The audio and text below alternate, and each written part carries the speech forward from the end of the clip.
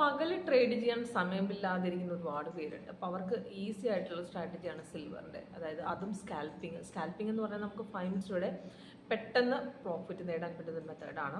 അപ്പോൾ ഇന്ന് സ്കാൽപ്പിങ്ങിൽ വന്ന ട്രേഡാണ്, 11:25 വന്ന ട്രേഡാണ്. അപ്പോൾ അതിൽ നിന്ന് മാർക്കറ്റ് നല്ല രീതിയിൽ ഡൗൺ അടിച്ചിറങ്ങി നമുക്ക് 925 പോയിന്റോളം ഡൗൺ ഇറങ്ങിപ്പോയിട്ടുണ്ട്. അപ്പോൾ നല്ലൊരു ഹ്യൂജ് റിട്ടേൺസ് എടുത്തിട്ടുണ്ട്.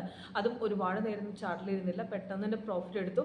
സ്ട്രോങ് ബ്രേക്ക് ഔട്ട് ആണെന്ന് സോഫ്റ്റ്വെയർ കറക്റ്റായിട്ട് അവിടെ ഇൻഡിക്കേഷൻ തന്നിട്ടുണ്ട്. മോർണിംഗിൽ ഒരു ബൈയും അത് കഴിഞ്ഞൊരു സെല്ലും വന്നിട്ടുണ്ട്. സെല്ല് വന്നത് 11:24 അപ്പോൾ അതിൻ്റെ ടാർഗറ്റുകൾ നമുക്ക് താഴെ കൊടുത്തിട്ടുണ്ട്.